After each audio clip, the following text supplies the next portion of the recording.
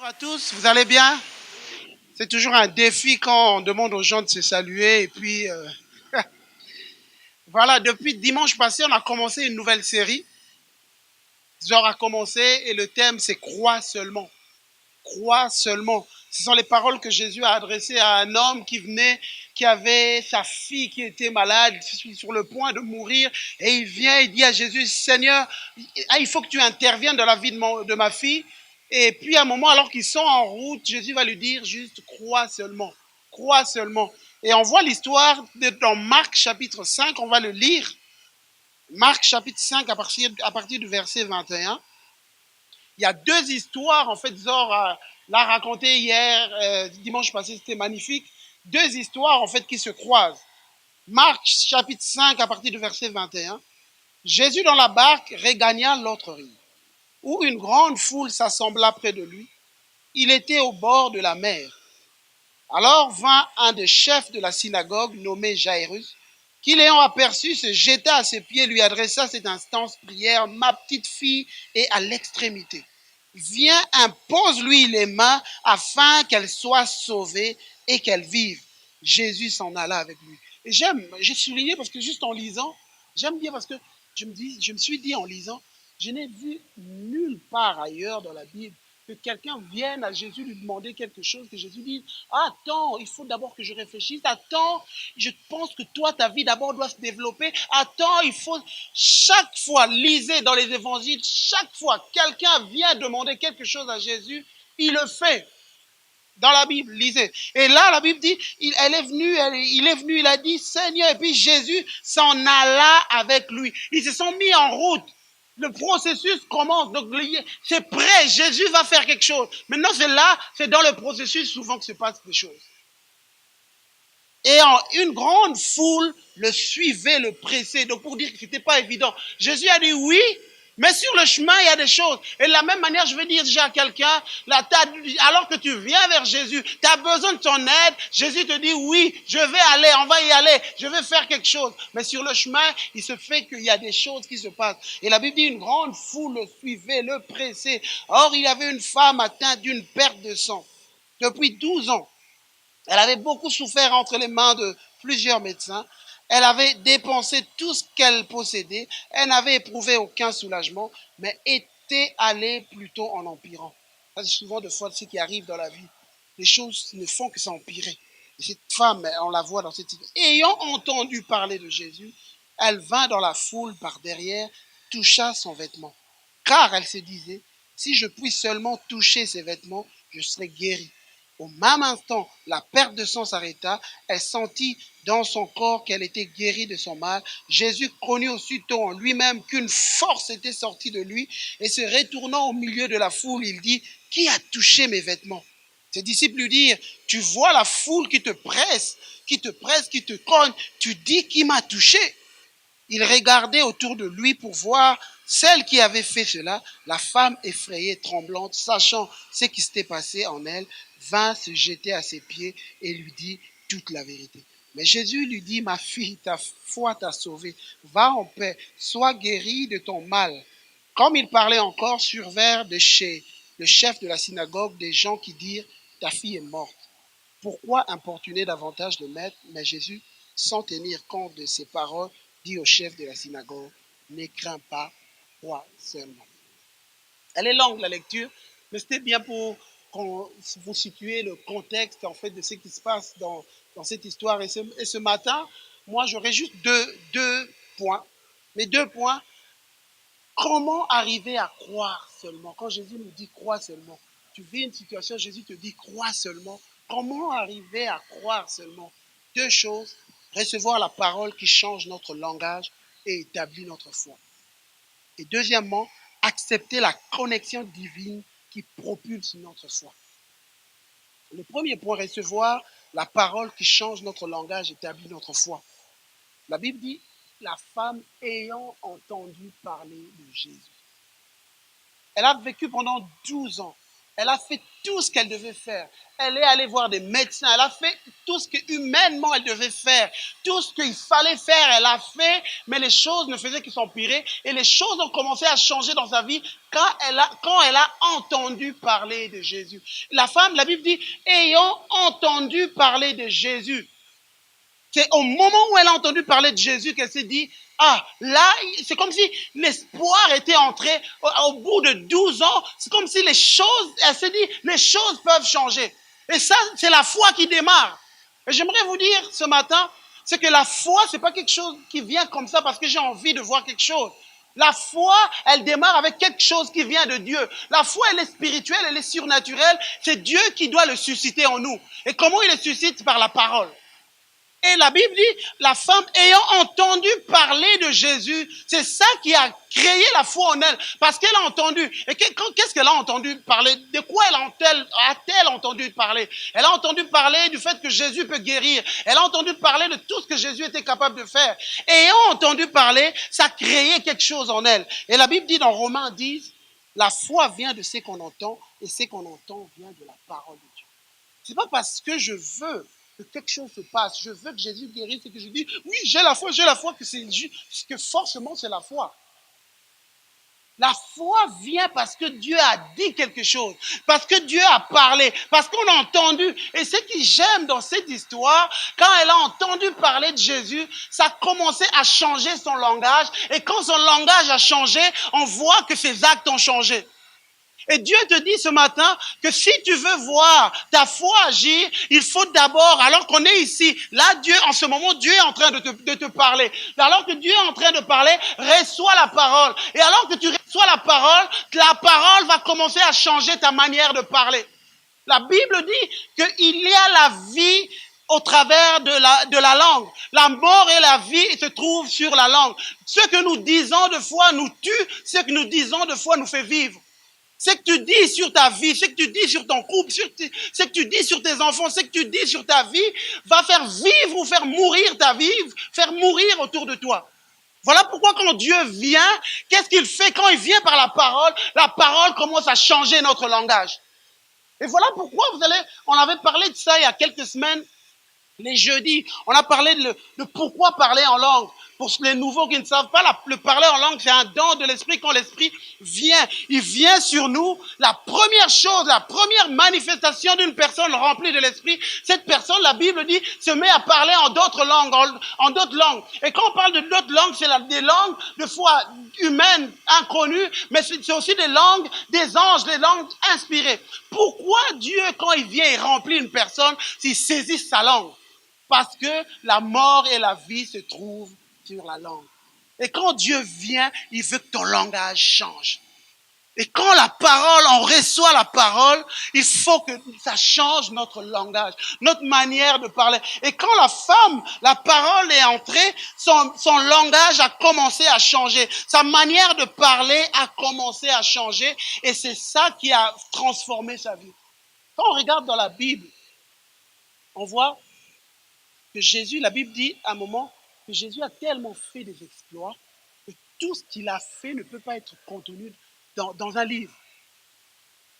Il a tellement fait des choses que ça ne peut pas être contenu parce qu'il a fait tellement de choses extraordinaires, tout ça ne peut pas être contenu. Mais ce qui est assez étrange, Jésus qui a fait des grandes choses, on le voit arriver dans une ville qui s'appelle Nazareth, là où il est né. Il arrive à Nazareth, Jésus qui a fait des exploits n'arrive pas à faire des exploits. Jésus n'arrive pas à faire des exploits, n'arrive pas à faire des choses. Jésus arrive, je vais vous lire l'histoire en fait.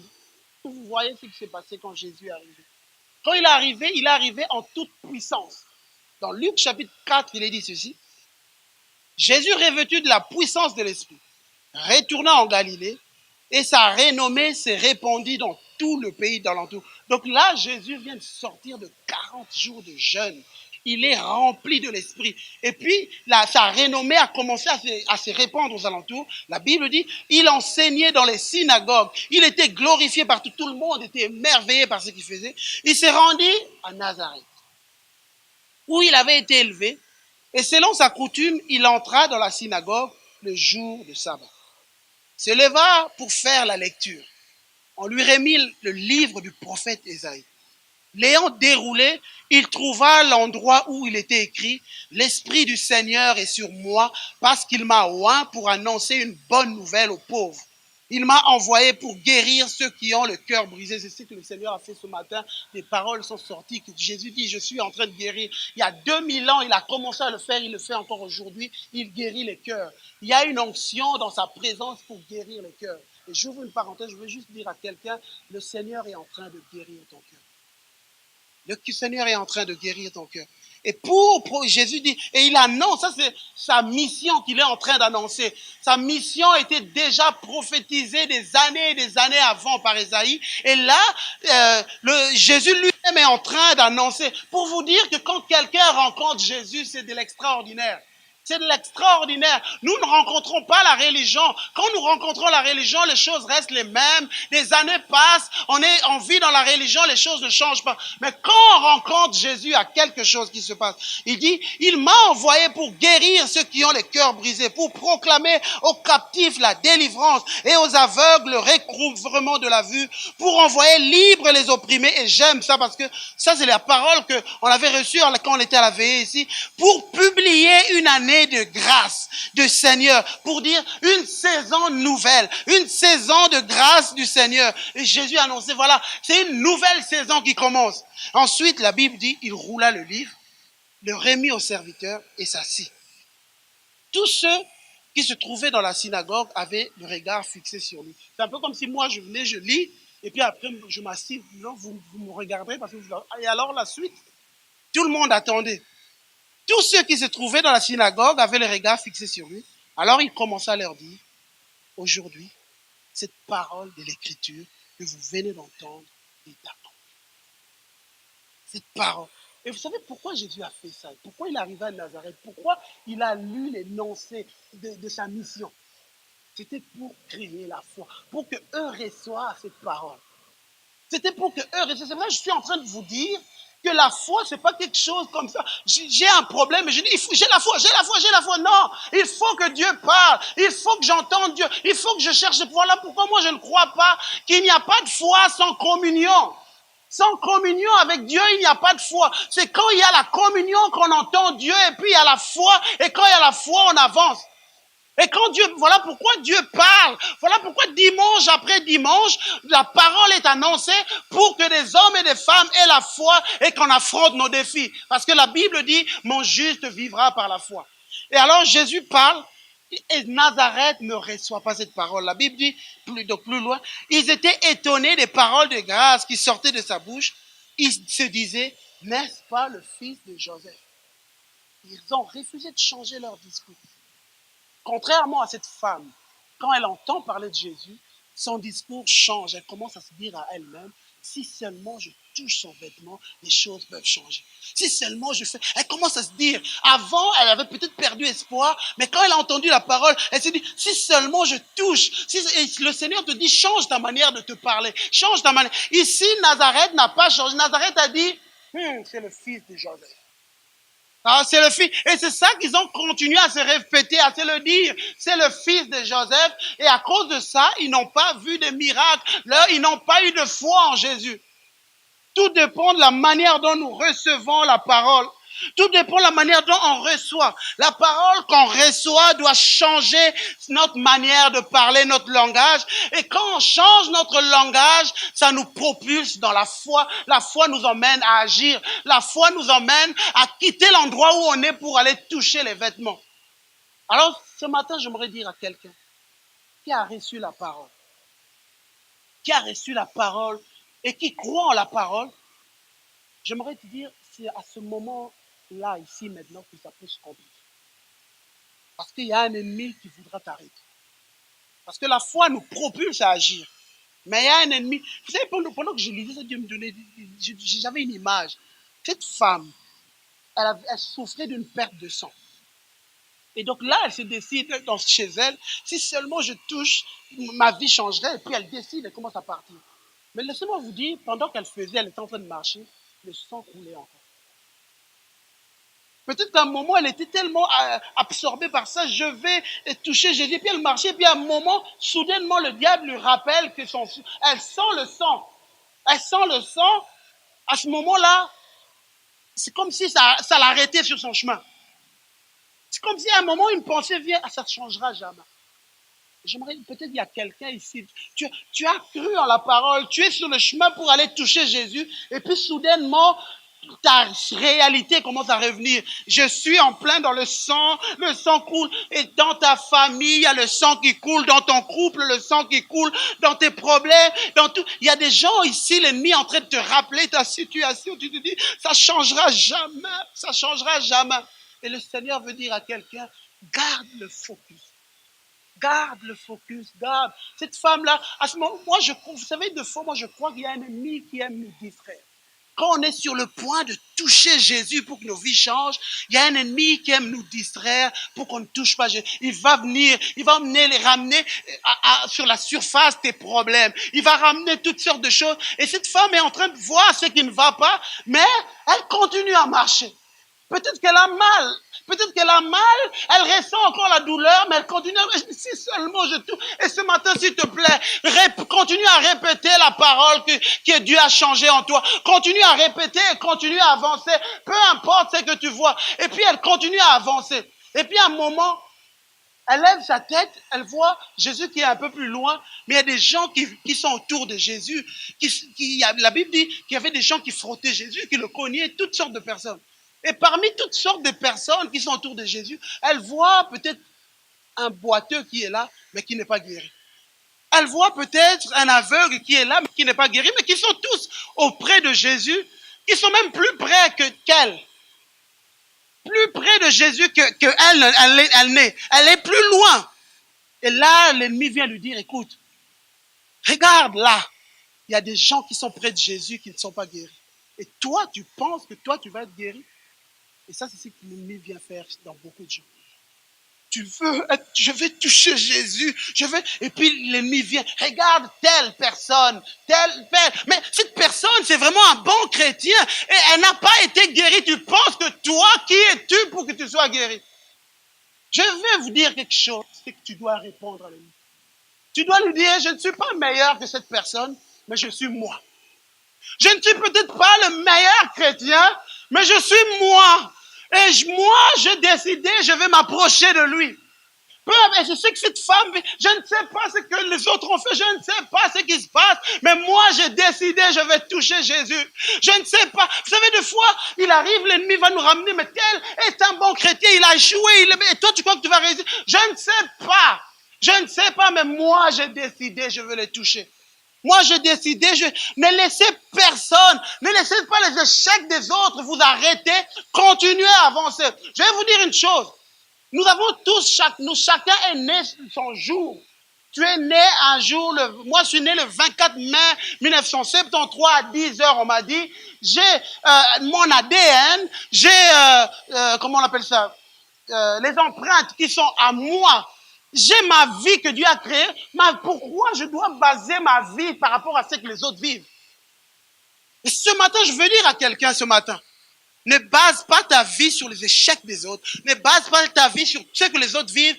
Toi, va toucher ton Seigneur, parce que ta vie, elle est particulière. Vous savez, moi, quand je me suis converti, il y a une phrase que j'ai jamais, ça fait plus de 20 ans que j'ai donné ma vie au Seigneur, il y a une phrase que j'ai jamais oubliée. Le pasteur Roland Dallon, il était le responsable de jeunes, il disait toujours, chaque vie est un cas particulier devant Dieu.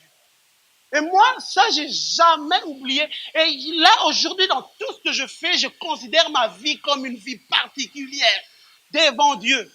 Et je veux dire à quelqu'un, tu es un cas particulier devant Dieu. Vous savez, quand on a démarré l'église ici, par respect pour les pasteurs qui sont dans la région, nous sommes allés visiter les pasteurs pour leur dire, voilà, chers pasteurs, on va démarrer une église, par respect, par honneur. Dieu nous a appris à honorer les gens. Donc c'est ce qu'on voulait faire. On est allé voir plusieurs. Et pendant qu'on était allé voir un pasteur là nous disait, ah, vous allez commencer. Moi, ça fait parce que lui, en effet, ça fait des années qu'il est dans la région. Il dit, mais ça fait des années que je suis ici, mais j'ai vu plusieurs églises passer. J'en ai vu plusieurs démarrer. Ils ont commencé 5 ans après. J'en ai vu plusieurs qui ont démarré 5 ans après, ils disparaissent. À division, et puis toutes sortes de choses. Et quand on est sorti de là, on se demandait s'il fallait encore commencer une église. Mais on a compris que ça n'a rien à voir avec nous, ça n'a rien à voir avec ce que les autres font. Ça a à voir avec ce que Dieu a mis dans ton cœur comme conviction. Et laissez-moi vous dire, quand je vous dis que quand tu entends une parole de Dieu, Dieu, qu'est-ce qu'il fait? Il crée des convictions. Il crée des convictions. C'est ça la foi. Tu es venu, et peut-être c'est ça que Dieu est en train de faire là en ce moment. La parole est prêchée. Qu'est-ce que Dieu fait? Dieu crée des convictions dans ton cœur. Il crée des convictions. Et ces convictions-là vont te pousser à faire des choses. Des convictions. Et ce qui se passe souvent, des gens qui se laissent distraire parce qu'ils perdent leurs convictions en cours de route. Et je veux dire à quelqu'un, ne perds pas tes convictions. Dieu te parle, laisse Dieu établir des choses dans ton cœur. Laisse Dieu établir. Et c'est ce qui se passe des fois même quand on fait l'appel. Quand on fait l'appel, c'est des moments où Dieu veut rencontrer des hommes et des femmes comme cette femme pour que tu touches. Mais puis à un moment, quand il y a des moments où ça se passe juste au milieu de tant de gens, c'est comme si tu étais juste seul. Je sais pas si, peut-être qu'il y a des choses, je leur ai jamais arrivé. Mais des fois, ça arrive comme ça. Moi, ça m'est déjà arrivé plusieurs fois. Tu es dans l'église au milieu de plein de gens. Et puis, tu entends la parole de Dieu. À un moment, c'est comme si les gens qui étaient autour de toi n'existaient plus. Il y avait juste toi et Dieu. C'est comme si tu oubliais.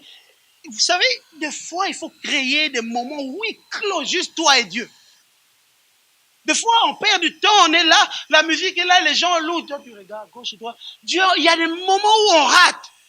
C'est des moments qu'on rate, des moments où tu dois toucher Jésus, mais tu rates. Tu es un peu comme les gens qui étaient autour de Jésus, en train de sauter. Jésus, ils étaient là autour de lui, mais rien ne se passait.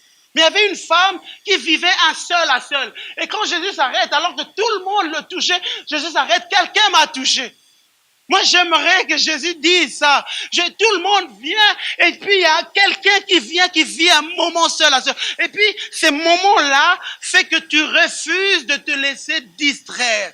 Et ce matin, je veux dire à quelqu'un, arrête de te laisser constamment distraire. Et des fois, il y a des gens, même chez eux, Dieu veut les rencontrer pour qu'ils vivent un moment où ils touchent Jésus, le téléphone sonne.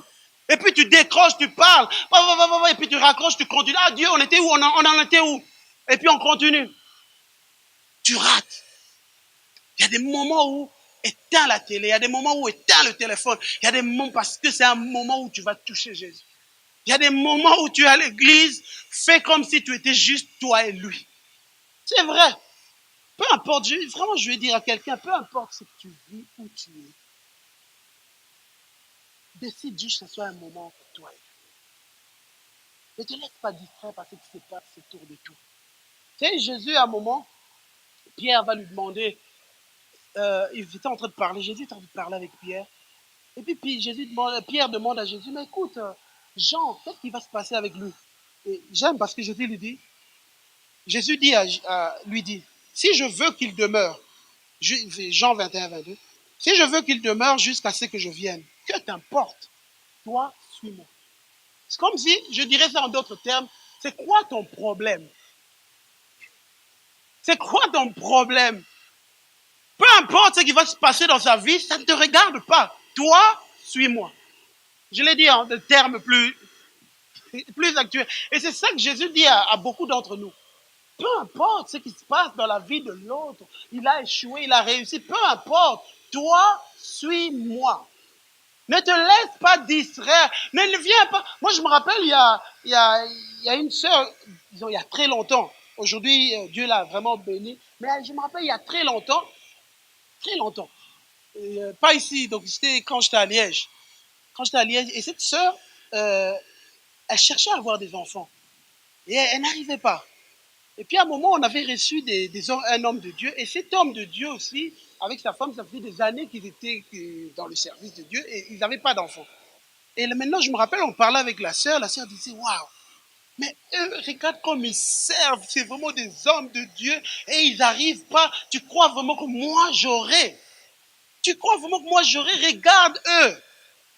Et aujourd'hui, maintenant que je parle, la sœur a eu 2 enfants, elle a eu 2 enfants il y a longtemps et ça n'a rien à voir avec l'histoire de l'autre ou de l'un ou de l'autre. C'est ce que je disais, c'est chacun d'entre nous, on doit avancer sans tenir compte de est-ce que celui-ci a échoué, peu importe, je ne sais pas. Moi, vous ne savez pas mes choix dans la vie privée. Vous ne savez pas comment je prie Dieu. Moi, ici, je viens, je vous fortifie. Vous ne savez pas mes choix. Donc, si moi, j'échoue dans un lieu, dans une situation, ne basez pas vos choix par rapport à mon échec. Même si je suis un des responsables, si j'ai échoué dans un endroit, dans un domaine, c'est pas parce que j'ai échoué dans un domaine que vous devez baser vos vies par rapport à mon échec. Tu es un enfant de Dieu. Dieu veut avoir un contact avec toi personnellement et ne base pas ta vie sur ni Christian ni Zor. Nous allons édifier, je parlerai de ça dans le deuxième point. Nous allons nous édifier. Mais je ne base pas ma vie parce que d'abord Dieu veut une relation avec chacun d'entre nous. Chacun d'entre nous d'abord. Et c'est de là que crée la conviction. Et ce matin, je veux dire à quelqu'un, ce matin, peu importe là où tu te trouves, Dieu veut créer des convictions dans ton cœur. Dieu veut créer des convictions qui te feront avancer, qui te feront vivre, qui vont établir ta vie. La vie chrétienne, la Bible dit qu'on marche par la foi. Et la foi, elle se construit dans notre relation avec Dieu. La foi, elle va commencer petite, mais après, on grandira dans la foi parce que nous entretenons une relation. Dieu veut changer ta vie. Jésus est capable de le faire. Garde le focus. Ne te laisse pas distraire. Continue à avancer. C'est ce que Jésus va faire. Tu vas toucher Jésus. Tu vas le toucher. Et le deuxième point, je serais incomplet si je m'arrêtais sur le premier. Et le deuxième, c'est pour ça que je parlerai de accepter la connexion divine qui propulse notre foi. Ici, on voit cette histoire, c'est que quand ils arrivent à cet endroit, Jairus, en partant, il s'attendait à vivre quelque chose de Jésus. En cours de route, il voit une femme qui vient arrêter leur parcours. Elle vient arrêter leur parcourg. Ça doit l'énerver, Jairus. Mais qu'est-ce qu'elle vient faire ici? Mais il ne savait pas que c'était une histoire préparée par Dieu lui-même. Zor a parlé d'un point, c'est que cette femme a souffert 12 ans et l'enfant de Jairus avait 12 ans. Et vous savez, quand je réfléchissais encore sur ça, c'est comme si donc ça faisait 12 ans que Dieu préparait la résurrection de cette fille. Pourquoi je dis ça? Parce que la souffrance de cette femme et sa guérison a permis à ce que la foi de Jairus soit établie. Et j'aimerais dire à quelqu'un, c'est nous avons tous des gens que Dieu est en train de préparer pour que Dieu prépare pour que tu te connectes à lui. Et alors que tu t'es connecté à lui, ta foi est propulsée. C'est des rencontres divines, des rencontres divines. Il y a une connexion divine. Vous savez, moi, quand Zor, je l'aime beaucoup parce qu'on se connaît depuis des années. On s'est rencontrés à l'école. Pour moi, c'était une connexion divine. La rencontre avec Zor, c'était une connexion. On sait que je venais d'Afrique. Moi, j'étais déjà converti 2 ans auparavant. Et puis, je suis arrivé. Mais j'étais en train de traverser des moments un peu de doute. Tu ne savais pas trop. Tu arrives dans un nouveau pays. Tu ne sais pas comment vivre ta foi. C'était très difficile. J'arrive à l'école. Je fais la connaissance d'un gars. Au début, je ne savais même pas qu'il était chrétien. Et puis, en discutant avec lui, tiens, je découvre qu'il était chrétien. Connexion divine. Connexion. Et puis on a commencé à s'encourager à parler. On a commencé à organiser des prières, des veillées, connexion divine. On a commencé à se propulser nos foi l'un et l'autre. Et non, donc non seulement, et pour vous dire que notre relation a été tellement une source de bénédiction pour moi, qu'aujourd'hui je suis marié avec sa sœur.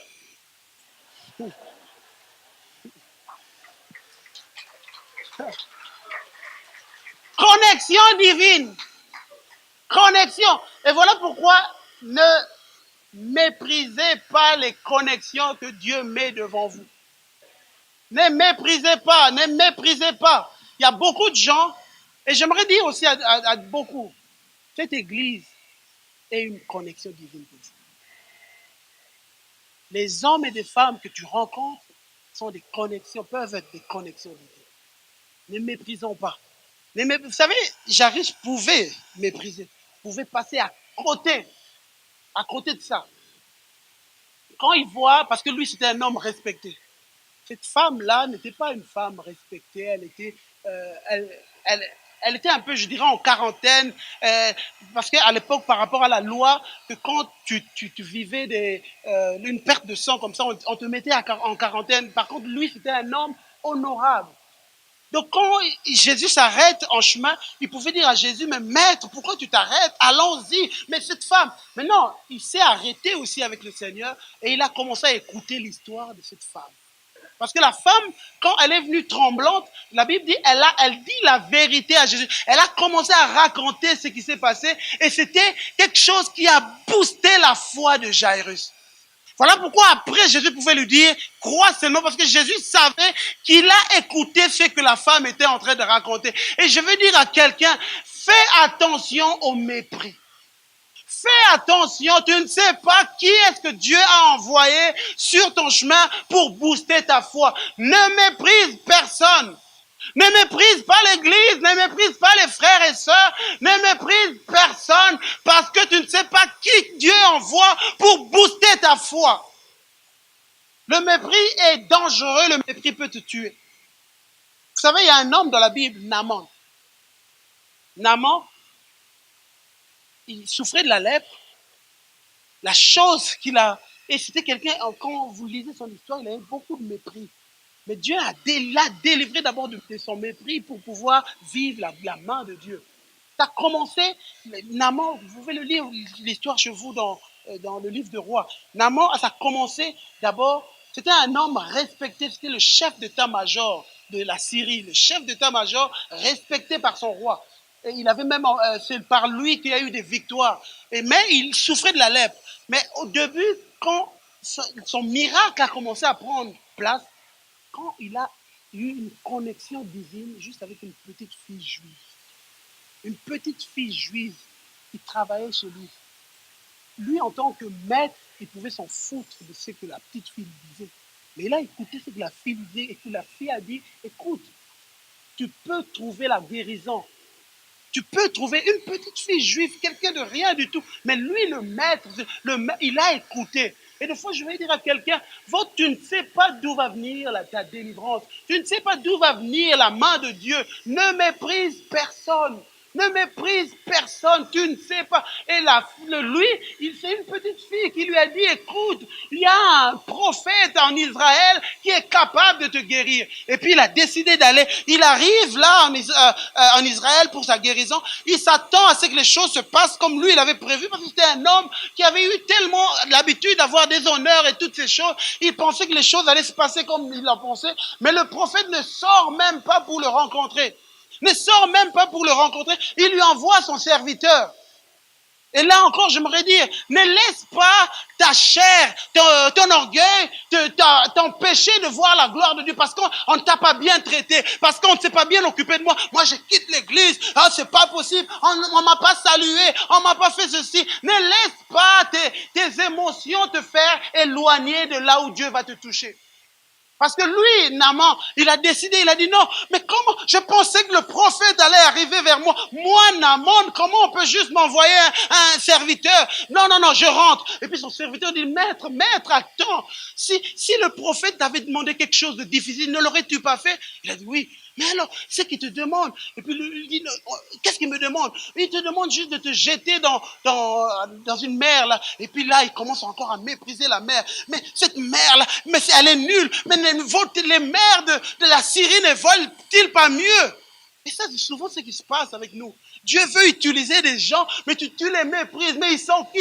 Ils sont ceux-ci. Et puis tu passes à côté et tu es prêt à rentrer. Et laisse-moi te dire, Dieu agit comme ça depuis plus de 2000 ans, des années. Il continue à agir de cette manière aujourd'hui. Il a fait comme ça. Lisez, les lecteurs de la Bible, lisez attentivement vos Bibles. Regardez comment Dieu a toujours intervenu. Il utilisait toujours des gens misérables. Il utilisait toujours... C'était à nous de faire attention, de ne mépriser personne. Et de mépriser personne, c'était à nous de faire attention. Et alors qu'on le fait, Dieu se révélait et puissamment il se manifestait. Et ce matin, il nous parle à nous, chacun d'entre nous, ne méprise pas les choses que Dieu met devant toi. Ne méprise pas ce que tu entends. Ne méprise rien. Ne méprise personne, car tu ne sais pas d'où viendra ta délivrance. Tu ne sais pas d'où viendra ta force. Tu ne sais pas ce qui va élever ta foi. Tu ne sais pas. Dieu est en train de préparer. Ça fait 12 ans qu'il prépare ta solution. Ça faisait 12 ans. Jésus était même, moi, j'ai calculé, Jésus avait même 18 ans. Dieu était déjà en train de préparer la délivrance de cette petite fille qui allait mourir.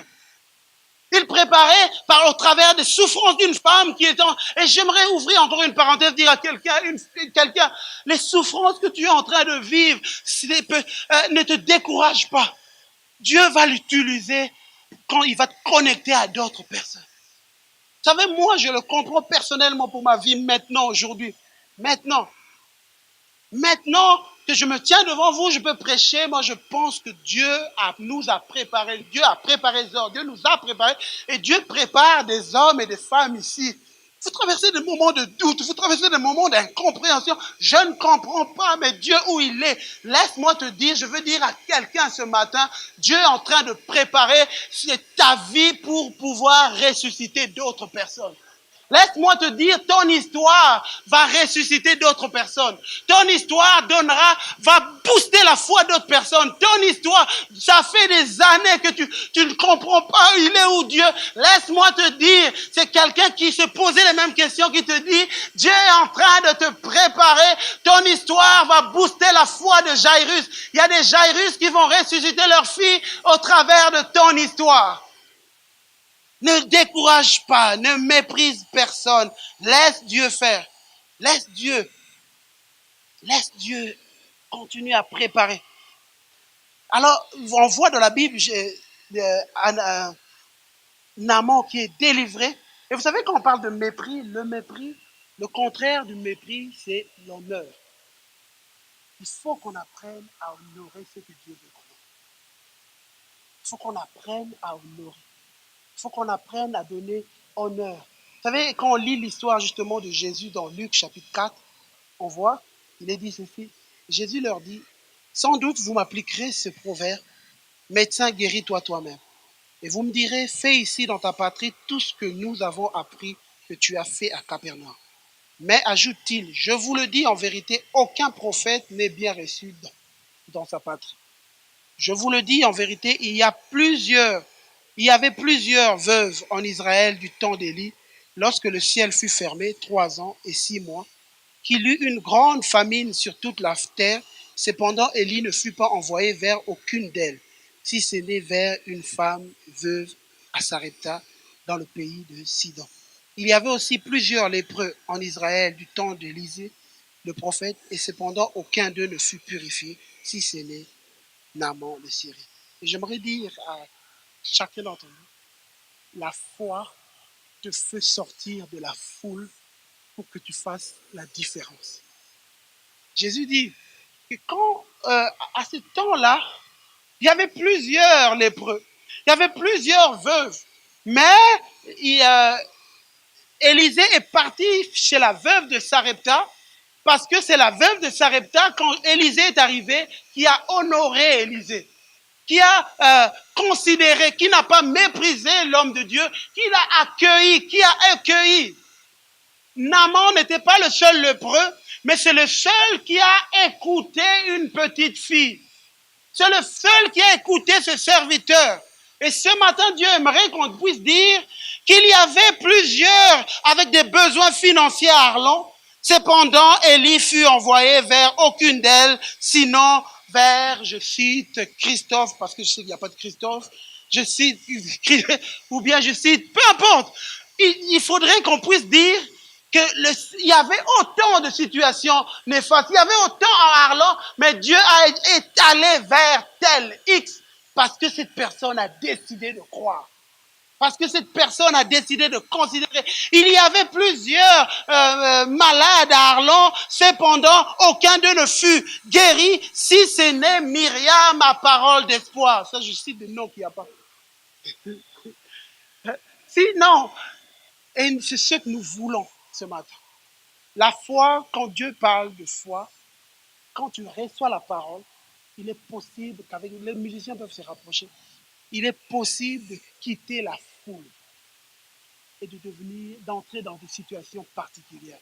Alors ce matin, j'aimerais te dire, ne te laisse pas distraire. Vous savez, quand maintenant, c'est des moments, c'est un moment important qu'on va passer, c'est des moments où tu vas toucher Dieu. Mais peut-être que des fois, les pensées vont venir, qu'est-ce qu'on va manger aujourd'hui? Ça, sache que ça vient de l'ennemi. Les pensées vont venir, il faut faire ceci. Sache que ça vient d'ailleurs. Ne te laisse pas distraire. C'est des moments où tu dois garder le cap. Garder le cap. Vous savez, souvent quand on demande aux gens, on dit voilà, fermez les yeux. C'est pas juste pour créer une ambiance, c'est juste qu'on veut dire que personne ne se laisse distraire. Que personne ne se laisse distraire par ce qui se passe à gauche ou à droite. Moi, je veux qu'il y ait ce matin des hommes comme cette femme-là. Des hommes comme cette femme-là, des hommes et des femmes, ils sont comme cette femme à la perte de sang, qui disent Seigneur, peu importe. Même si le sang continue à couler, je le sens alors que je marche, je sens le sang qui continue à couler, mais moi je veux continuer à avancer pour te toucher. Je veux te toucher. Et même si je vois qu'autour de moi, il y a eu tellement de choses, mais moi je veux regarder à toi. On va baisser nos têtes, on va fermer nos yeux, on ne va pas regarder ce qui se passe à gauche et à droite.